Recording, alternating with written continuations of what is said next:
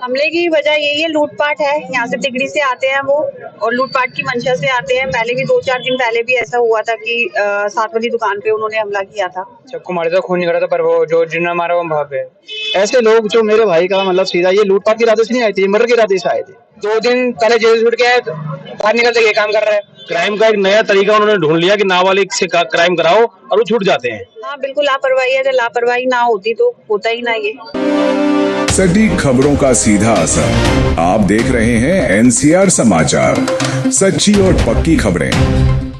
नमस्कार, आप देख रहे हैं एनसीआर समाचार। मैं हूँ आपके साथ नमिता चौहान। इस वक्त मैं मौजूद हूँ कृष्णा पार्क देवली में, और एक चीज मैं आपको बता दूं कि बीते दिन यहाँ पर 2 दुकानदारों पर बुरी तरीके से चाकू से हमला होता है, जिसके बाद कल चक्का जाम किया गया था। और आज भी आप चारों तरफ देख सकते हैं काफी ज्यादा पब्लिक यहाँ पर इकट्ठा हुई है।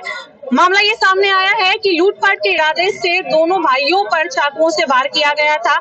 इस वक्त यहाँ इस क्षेत्र की काउंसलर भी यहाँ पर मौजूद है, सीधे उनसे जुड़ते हैं, बात करते हैं कि आखिर उनका क्या कहना है और कार्रवाई जो है वो कहाँ तक पहुंची है। उसके बाद सीधे परिवार से भी जुड़कर बात करेंगे कि आखिर कार्रवाई कहाँ तक पहुंची और किस तरीके से ये हमला हुआ और हमले की वजह क्या थी। ममता जी, क्या वजह रही थी हमले की? हमले की वजह यही है, लूटपाट है। यहाँ से तिगड़ी से आते हैं वो, और लूटपाट की मंशा से आते हैं। पहले भी 2-4 दिन पहले भी ऐसा हुआ था कि 7 वाली दुकान पे उन्होंने हमला किया था। क्राइम बहुत बढ़ चुका है। कल हमने सब जो एसएचओ थे और उन सबसे कह के उनके बैरिकेटिंग तो देखिए, आप देखा है कि हमने बैरिकेटिंग तो करवा दिया वहां से, क्योंकि जो आवागमन है वो रुके या कम हो, कम से कम इसके ऊपर कंट्रोल तो हो। ये कितने बजे की घटना है और कार्रवाई अभी कहाँ तक पहुंची है? ये कल शाम की लगभग 3-4 बजे के करीब की घटना है। और उन्होंने 4 बंदे, जो एसएचओ कह रहे हैं वो कह रहे हैं हमने 4 बंदे उनके फैमिली के हमने रखे हुए, मतलब गिरफ्तार कर लिए हैं। बाकी जो मेन कल्प्रिट है उसको वो ढूंढ रहे हैं, अभी वो उनके हाथ नहीं लगा है। ये बैरिकेडिंग सॉल्यूशन है क्या? बैरिकेडिंग सॉल्यूशन तो नहीं है, लेकिन एक स्टार्ट है कि इसको कम कैसे करा जाए, क्योंकि वहां से फ्री फ्लो होता है लोगों का, किसी को कुछ पता नहीं है। बाइक पे तेज बाइक लगा कर आते हैं। सिर्फ ये लूटपाट ही नहीं है, जो वहां से लोग आते हैं, कोई शराब पीता है, कोई सूखा ड्रग्स वगैरह बेच रहा है, और तो जो बच्चियां उनके साथ छेड़छाड़ की कंप्लेंट होती है। इसकी कंप्लेंट लगातार, इससे पहले हम जो एसएचओ है जो यहाँ पे तिगड़ी थाना लगता है उसको हम करते रहे हैं, लेकिन अब ये शर्मनाक और जिसे कहते हैं कि बहुत ही दर्दनाक कल इंसिडेंट हो गया है। प्रशासन की लापरवाही नहीं मान सकती दिन दहाड़े, क्योंकि ऐसी हरकतें अगर हो रही हैं, अगर देर रात अंधेरे में ऐसी कोई लूटपाट की घटना होती तो वो अलग मैटर था कि चलो देर रात थी, अंधेरा था, किसी ने देखा नहीं। अगर दिन दहाड़े ऐसी चीजें हो रही है तो प्रशासन की कहीं ना कहीं लापरवाही है। हाँ बिल्कुल लापरवाही है, अगर लापरवाही ना होती तो होता ही ना ये। परिवार के लोग, आपकी फैमिली से हैं, क्या नाम हो आपका? मेरा ओम प्रकाश गोयल जी। क्या हुआ था कल मैं तो घर पे सो रहा था, मेरे पास फोन गया है कि बच्चों को चाकू लग गए। ये दुकान है नीले सेटर वाली, यहाँ पर जो 2 बच्चे आए हैं, एक बच्चा अंदर था मेरा, जो है उस लूट को शॉर्ट के चक्कर के अंदर पैसे छीन रहे थे। एक ने उस लड़के को पकड़ लिया, एक ने गला खोलकर पैसे निकालने की कोशिश की। लड़के ने विरोध किया तो उसको चाकू मार दिए। दूसरा लड़का बाहर से आ रहा था, कहीं से उन्होंने आवाज सुनी तो वो अंदर उनके पास गया तो उसको भी चाकू मार दिए। इसके बाद वो लड़का जो है, तीसरा लड़का जो है वो उनको लेकर के उस पर चला गया। इसके बाद मुझे कुछ पता नहीं। क्या उम्र है?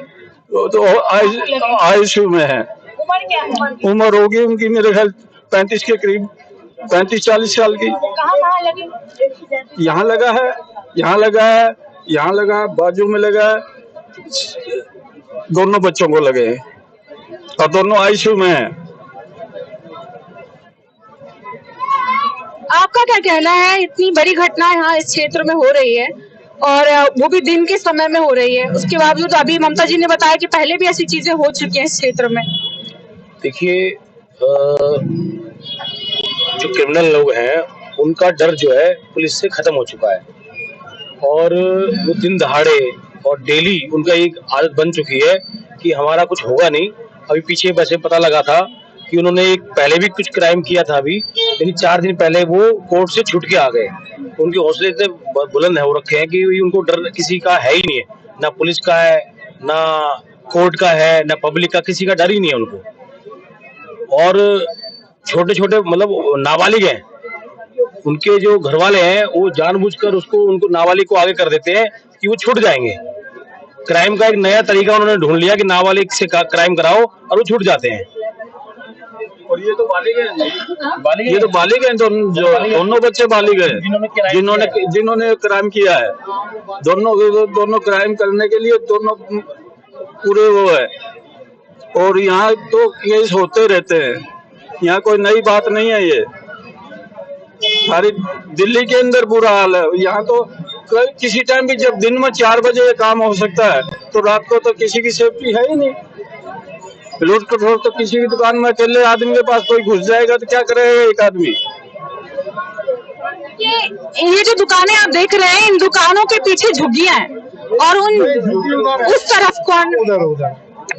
उस तरफ जो आप कॉर्नर का एरिया देख रहे हैं जहाँ बैरिकेटिंग लगी है, उसके उस तरफ पूरी झुग्गियां हैं। और बताया जा रहा है कि उस तरफ से ही जो है वो क्रिमिनल्स यहाँ आते हैं लूटपाट के इरादे से, और पीछे नशे का कारोबार भी होता है, ऐसा भी हमारे सुनने में आया है। नशा खुलेआम बिकता है जी, नशा खुलेआम बिकता है। किस तरह का नशा बिकता है? शराब भी तो गांजा भी,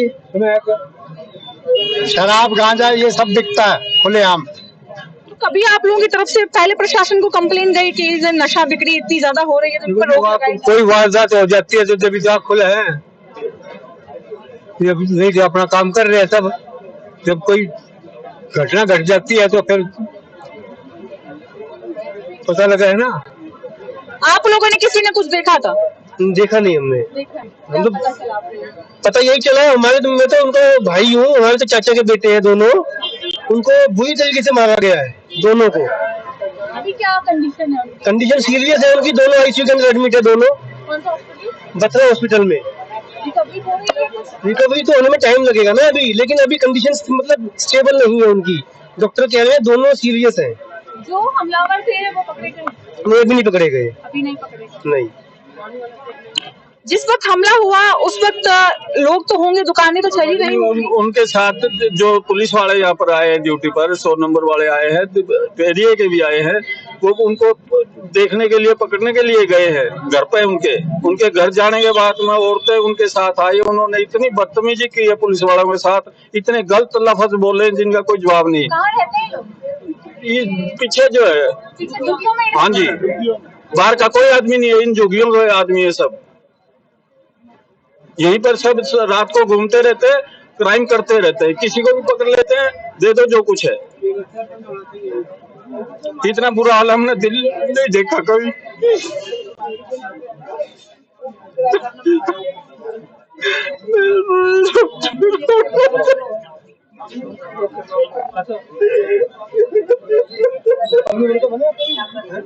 अभी प्रशासन का क्या कहना है? प्रशासन का भी कुछ नहीं कहना जी, अभी कोई इनको जवाब नहीं आया उनकी तरफ से, कोई जवाब नहीं है, कोई कुछ नहीं है। और ये बेटा उनका जो चाकू लगे ना, बड़ा परवीन जो है उनका बेटा है ये, इनकी स्टेटमेंट को ले लो आप। जी, क्या नाम है आपका? आयुष। कल आप कहाँ थे जब ये घटना हुई? मैं 2 मिनट पहले नीचे दुकान पे था, फिर मैं ऊपर था जब ये इंसिडेंट हुआ, फ्लोर पे, 3rd फ्लोर पे। देखा आपने, कुछ पता चला? नहीं, मैं जब तक नीचे आया तब तक वो भाग गए थे। वो चाकू मारे था, खून निकल रहा था, पर वो जो जिन्होंने मारा वो भाग गए। किसी ने पकड़ने की कोशिश नहीं की? वो दिखे भी नहीं, वो झुग्गियों में भाग गए पीछे उधर। किसी तुरंत भाग गए? रवि उनको लेके कौन गया? ये बच्चा जी बताइए क्या? मैं उनका भाई हूँ। जब वो खून में दोनों लथपथ थे, दोनों के खून इतना निकल रहा था पूछो मत, बिल्कुल कंटिन्यू खून बह रहा था। मैं उनको स्कूटर पे लेके गया हूँ, मेरे वो दोनों भाई थे। लेकिन जिस टाइम ये वारदात हुई मैं भी ऊपर ही था। जैसे ही ऊपर से मैंने शोर सुना है, मैं नीचे आया हूँ, फटाफट भागा हूँ, भाग के लेकिन देखा तो वो भाग चुके थे। पकड़ा इसलिए, हाँ ये हमारा घर है, नीचे दुकान है, ऊपर मकान है। लेकिन वो तुरंत उस टाइम भाग गए थे जब मैं आया नीचे। लेकिन फिर मैं उनको स्कूटर पे बैठा के, दोनों को खून उनका कंटिन्यू चल रहा था, मैं उनको हॉस्पिटल लेके गया हूँ। बाकी ये है कि इन लोगों को इतनी हिम्मत मिलती कैसे है, मेरे को ये समझ नहीं आती बात। तो प्रशासन से कहिए कि ये जल्द से जल्द कुछ एक्शन लें इसके बारे में, और उनके खिलाफ कड़ी से कड़ी कार्रवाई होनी चाहिए। ऐसे लोग जो मेरे भाई का मतलब सीधा ये लूटपाट के इरादे से नहीं आए थे, ये मर्डर के इरादे से आए थे। कोई दुश्मनी पहले? दुश्मनी कुछ नहीं थी, लेकिन फिर भी मर्डर के इरादे से आए थे, और ये मर्डर के इरादे से आए थे। इन्होंने लूटपाट भी करी है, और इनके खिलाफ सख्त से सख्त कार्रवाई होनी चाहिए। इनको आजीवन कारावास मिलना चाहिए, चाहे बच्चे हों, चाहे बड़े हों, चाहे जो भी हो। छोड़ो, इनको मौत की सजा मिलनी चाहिए सीधी। इनका सीधा एनकाउंटर होना चाहिए, क्योंकि जो दूसरे को मारने आएगा तो उसको छोड़े कैसे जाए, उसको तुरंत उसको उसको गोली मारनी चाहिए, उसको फांसी देनी चाहिए। चाहे भले वो 16 साल का बच्चा हो, चाहे 16 साल का बच्चा हो, चाहे 18 साल का हो, चाहे 20 साल का हो, छोड़ना नहीं चाहिए ऐसे बंदे को। अगर ऐसे बंदे को आप छोड़ोगे तो कल वो दूसरा भी क्राइम करेगा, डेफिनेटली करेगा, 101% करेगा। तो जिसने पहले करा है वो 1-2 दिन पहले जेल से छूट गया है, 2 दिन पहले जेल से छूट गया है, बाहर निकलते ये काम कर रहा है, क्या मतलब इस चीज को दोबारा जेल में डालने, क्या मतलब बना इस चीज का? अभी क्या कहना है, मतलब प्रशासन क्यों नहीं पकड़ पा रही है? जब वो झुग्गियों में ही रहते हैं तो अभी क्या वो वहां से फरार हो चुके हैं क्या? मैम ये देखो, मेरे को नहीं पता है इस बारे में, तो पुलिस वाले ही जाने ना, ये तो पुलिस का काम है। प्रशासन नहीं पकड़ पा रही, उसमें हमारा तो कोई काम नहीं है ना, उसको तो प्रशासन का काम, पुलिस का काम है। पुलिस इन्हें पकड़े, इनके खिलाफ। पुलिस क्यों नहीं पकड़ पा रहे हैं? उन्होंने कहा है कि हमने इनकी वैसे पहचान कर ली है, लेकिन अब उनको पकड़ना नहीं, अभी उनको पकड़ा। हाँ, पैसे भी लूटे गए, गल्ला था परवीन का भाई का, हमारा वो साफ कर दिया गल्ला भी। क्या नाम है आपके भाइयों के? मेरे भाई का नाम परवीन और एक का विकास। दोनों की क्या उम्र रही होगी? दोनों की उम्र, एक की है 43, एक की है 38।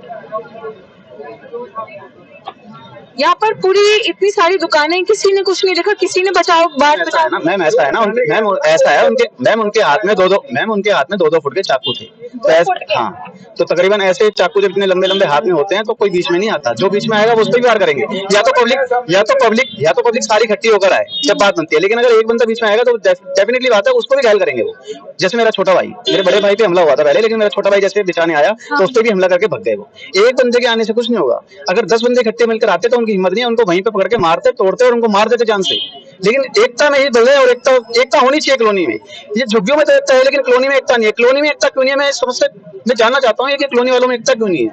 अगर सबके सब मिलकर आ जाते तो उसको वहीं पे हम मार देते। आप कुछ कह रहे थे? मैं कह रहा दुकान वाला सामने से गया था बचाने के लिए, जो है उसको भी चाकू दिखाया गया, जो है चाकू दिखाते ही जो है फिर ये पीछे हट गया, जो है। देखिए यहाँ पर जो है लगातार यही बात सामने निकल कर कि क्राइम जो है वो रोजाना हो रहे हैं, बहुत ज्यादा हो रहे हैं, रोजाना हो रहे हैं। सामने आप ये दुकान देख सकते हैं, दुकान में ही वो अपना काम कर रहे थे, ये उनकी ही दुकान है, ऊपर वो लोग रहते हैं और यहाँ किराने की दुकान करते हैं। एक भाई पर पैसे लूटने के इरादे से पहले हमला होता है, जब उसको बचाने के लिए दूसरा भाई आता है तो दूसरे भाई पर भी हमला होता है। बताया जा रहा है कि सामने के दुकानदार ने बचाने की कोशिश की तो उन्हें भी चाकू दिखाया गया, और चाकू इतने बड़े थे कि शायद कोई भी देखकर डर जाता, और ये भी वजह रही होगी कि लोग बीच बचाव करने नहीं आए। इस वक्त कंडीशन बहुत ज्यादा क्रिटिकल है, दोनों के बहुत ज्यादा ही घाव है और लगातार जो ट्रीटमेंट है वो चल रहा है। लेकिन लगातार लोग यही मांग कर रहे हैं कि इस तरीके की वारदातों पर आखिर रोकथाम कब होगी। एक बैरिकेडिंग लगा दी गई है ताकि झुग्गियों से लोग इधर ना आ सके, वो रास्ता बंद कर दिया गया है। लेकिन क्या बैरिकेडिंग लगा देने से ये मामला यही खत्म हो जाएगा? क्योंकि इस क्षेत्र में ऐसी वारदातें पहले भी कई बार हो चुकी हैं और ज्यादातर लोगों का यही कहना है कि इन सब के पीछे उन्हीं लोगों का हाथ है जो लोग झुग्गी में रहते हैं। यहाँ पर केवल बैरिकेडिंग सॉल्यूशन नहीं है, प्रशासन को इस पर सख्त एक्शन लेने की जरूरत है, क्योंकि जो चीजें आज यहाँ हुई है वो कल किसी और के साथ भी हो सकती है। और अब तक आरोपी की केवल पहचान की गई है, उन्हें पकड़ा नहीं गया है। इसमें भी सरासर प्रशासन की लापरवाही नजर आती है और ऐसा ही कहना है यहाँ की जनता का भी। उम्मीद है इस मामले में जल्द से जल्द कार्रवाई होगी और मांग के मुताबिक सजा दी जाएगी, ताकि आने वाले समय में कोई भी इस तरीके की हरकत करने से पहले 10 बार सोचे। आगे की अपडेट के लिए बने रहिए हमारे चैनल एनसीआर समाचार पर। मैं आपके साथ नमिता चौहान।